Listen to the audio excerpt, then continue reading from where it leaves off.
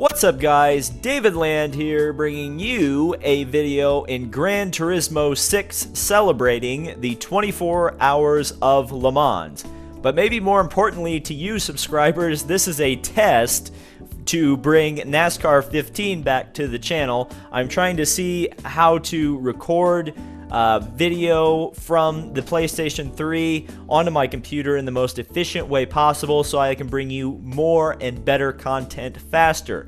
All those things are great, but I've been having trouble recording stuff on this computer for pretty much a very long time, so that's kind of been frustrating for me in terms of bringing NASCAR 15 back, but I'm trying so desperately to bring it back.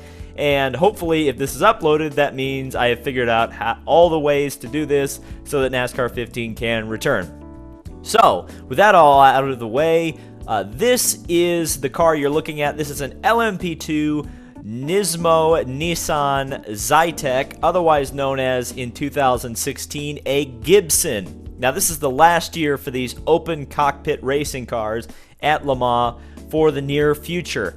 These cars are outlawed next year at the 24 Hours of Le Mans for regulation changes to LMP2, which essentially they've ruined LMP2. It was a great category with a lot of technical diversity, and it's all going to change next year. So we're going to celebrate these amazing P2 cars that have amazed and wowed people, sports car fans, racing fans, for probably north of about 10-15 years, by taking this car out onto the Le Mans circuit for 4 laps in a changing day-to-night condition. And hopefully you guys will enjoy this, and I certainly will, because I love driving in Le Mans and I love driving in these LMP racing cars. So without any further ado, let's get to the track. So here we are at the Circuit de la Sarthe for this 4-lap race at Le Mans. Now, this is going to be very interesting for several reasons, and one of the big reasons is this grid. If you take a look at it, we've got an R10 P1 car, we've got the 2J Chaparral, which is the fan car, we've got a Cobra Daytona from 1966, we've got a Camaro LM car, we've got the AMG Mercedes that likes to flip on the Mulsanne straight. This is actually a pretty good grid for what I was trying to do, and this is the first time I tried this. So, let's get into it. Let's start this puppy. Let's light this candle and get racing at Le Mans. And we're underway. We're racing at Le Mans. I hopefully have the daytime change time settings, whatever you want to call it, set properly so that we will see a transition from day to night. I'll start in third person, then once it hits the nighttime, I'll go to first person, because there's not a whole lot to see when it goes to night in third person. So we just went under the Dunlop Bridge, famous part on this track. We're following the AMG Mercedes GT1 car, or at least what was called GT1 back then. It really should have been called LMP1, because that's ultimately what it actually was. Those cars were barely classified as GT cars. But look at this, prototypes and GT cars. This is classic Le Mans right here as we go around the outside of the Mercedes. The Audi, which I was worried about, gets held up by that skyline there. And now we're going to chase the Vertigo, Gillet Vertigo, down the straightaway. I forgot to change my top gear, so we're going to not have a little bit of trouble with top speed if we're trying to chase cars down into the corner. Oh, the Audi's going to go around the outside of me. I'm going to play nice with him, let him go. That may have been a gigantic mistake. I'll run right behind the Audi. Reminiscent of the 2008 American Le Mans Series when the P1 cars and the P2 cars were so evenly matched. But obviously, P1 car absolutely leaving me for dead there. I think my audio lagged on my TV there. I think I was actually bouncing off the rev limiter there. Now let's go under some GT cars. Couldn't get the Vertigo. That Vertigo is very fast in the straight line. Into fourth gear. Now these cars are just so fast in the straights. That 2J Chaparral is just gone.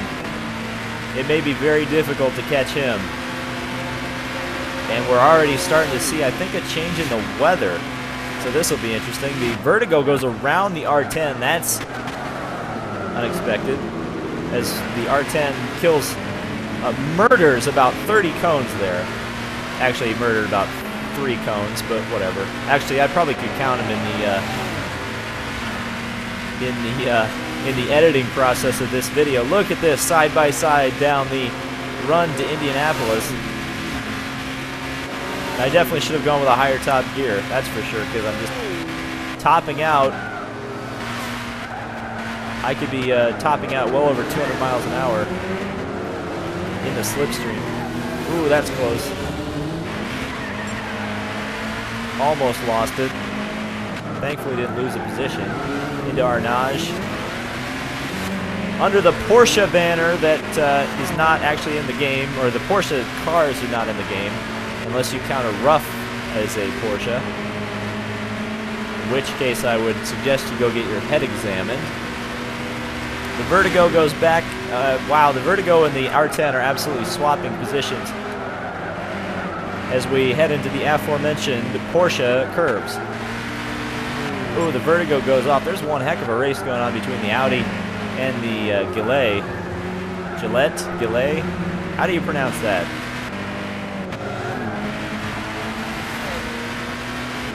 But a lot of Le Mans racing cars racing up at the front of this pack, which is kind of cool. This actually kind of feels like not a Gran Turismo race where it's just really random assortments of cars. So we do a little bit of corner cutting. They are just leaving me for dead on the straightaways.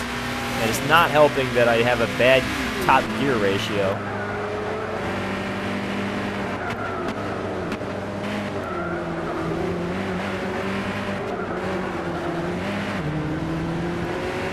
And there goes the Vertigo. Just could not get off that corner. I couldn't properly. We're going to chase him down. This is where my car's going to shine here.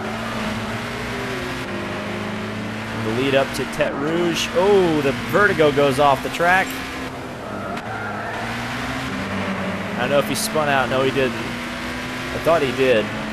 I didn't dare look heading into Tete Rouge. But now I've got to hunt down that Audi. And I've got about 2.5 laps to do it. And I've got to also hold off the Vertigo and the Mercedes, who are absolutely hounding me right now. We're going to go 3 wide into the first chicane.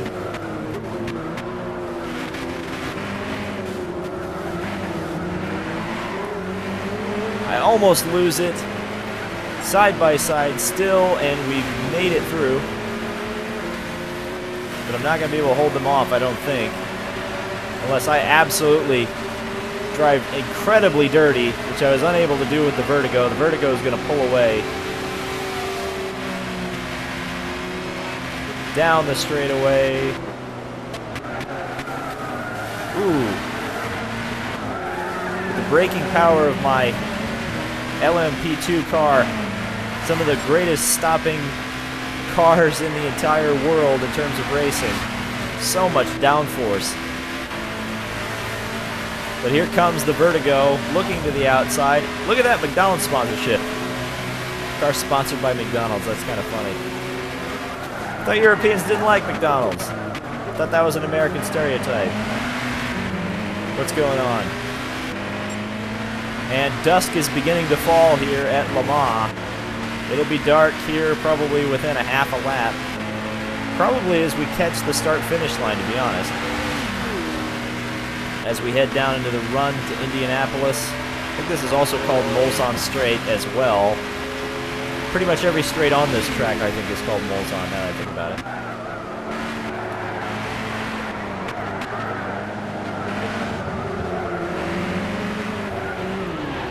Oh, no! Oh, no, I lost it. And I got T-boned. Well, that's unfortunate. And we'll stuff it down the inside of the Vertigo anyway. And lose it on the exit of Arnage. going to try to not play nice with the Vertigo still. The Mercedes has gone. It has left me. So sad. Down a gear. Through the Porsche curves. This is where my car should really pick up the pace here.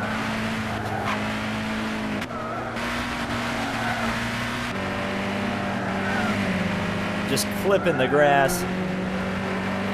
Doing some French janitor's job for him. I expect to be well paid by the ACO. Into the Ford chicane.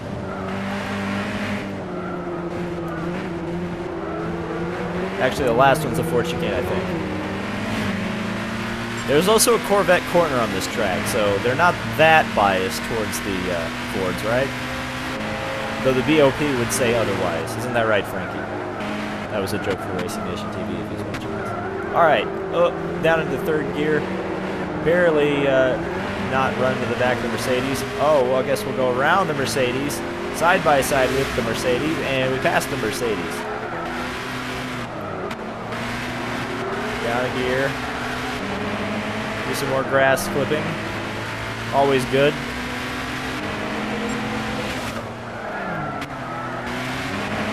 Ooh, not very good through Tete Rouge. Down the straightaway. Again, the Mulsanne. Still not dark, man. I was bad in my prediction, or my weathermanning. Does that make sense? And there we go. We're topping out at 193 down the straightaway. Disappointing top speed.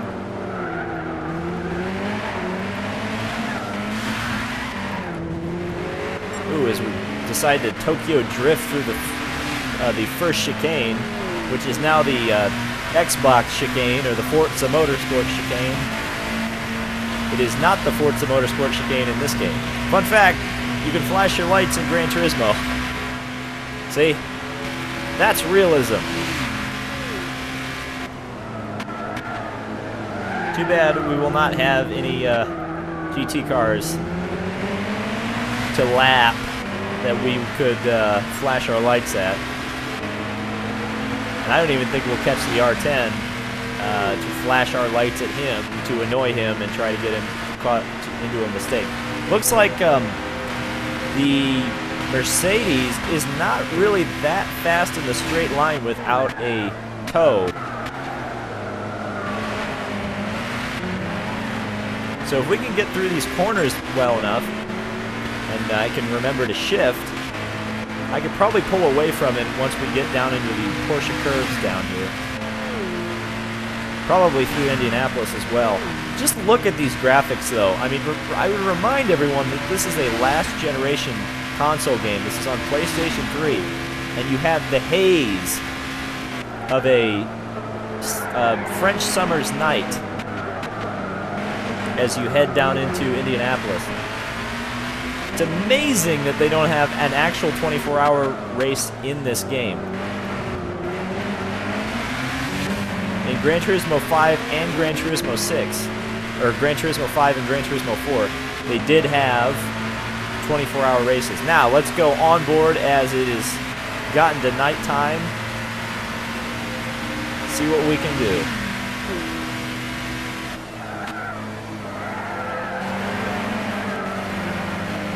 I may get silent in the Porsche curves because I really want to get it right.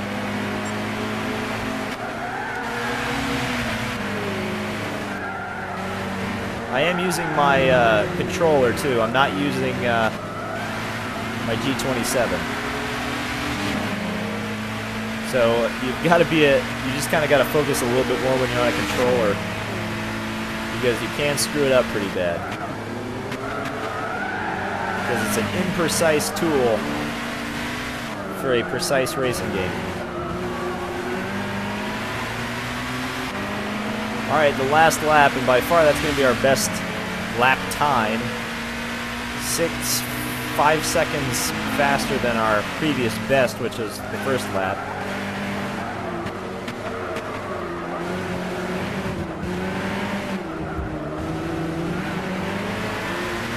we're going to end the race under a shroud of darkness rather than beginning the race going through the center part of the race under a shroud of darkness. Yeah, the graphics are just kind of incredible. We probably went down one gear too many there, and it was a slow exit off of Tete Rouge. We're not terribly far behind the R10. That chaparral is just gone. It never had to deal with traffic, and it just blowing us out of the water right now. On the limiter all the way down the straightaway.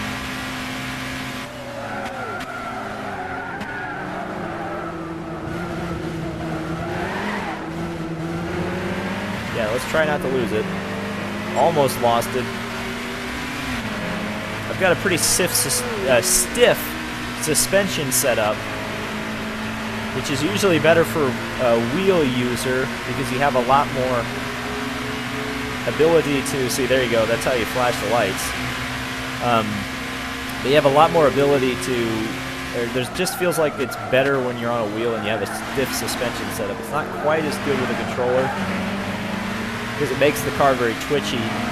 And on a wheel with precise movements, you can overcome that, but it's hard to overcome it when you're on a imprecise controller. So down the third leg of the Mulsanne here, we might actually catch that R10. I'm not sure. It's just going to kind of depend how many mistakes I make. As I almost make one into the Mulsanne corner, the Mercedes is just hanging in back there. He's not able to get too close to me, but he's getting pretty close.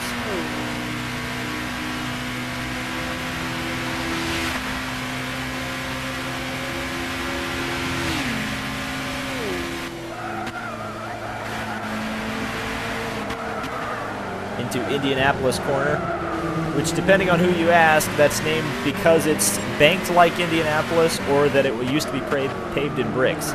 I would imagine it's a little bit of both.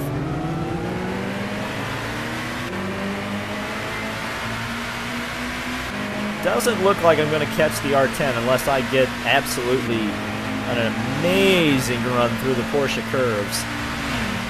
But again, the chaparral is just completely blown us all out of the water.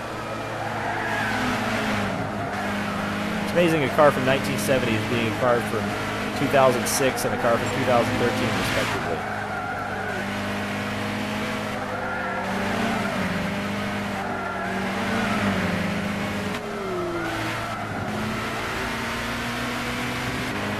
That, I believe, is the Corvette corner. Or it's this. I can't remember which one. But anyway, we're going to come down and finish the race. Going through the chicane. And onto the main straightaway to take the checkered flag. That was Le Mans. And if I uploaded this, that means NASCAR 15 is coming very soon. So thank you guys so much for watching. And subscribe if you haven't already. Leave a like on the video, all that good stuff. And I'll see you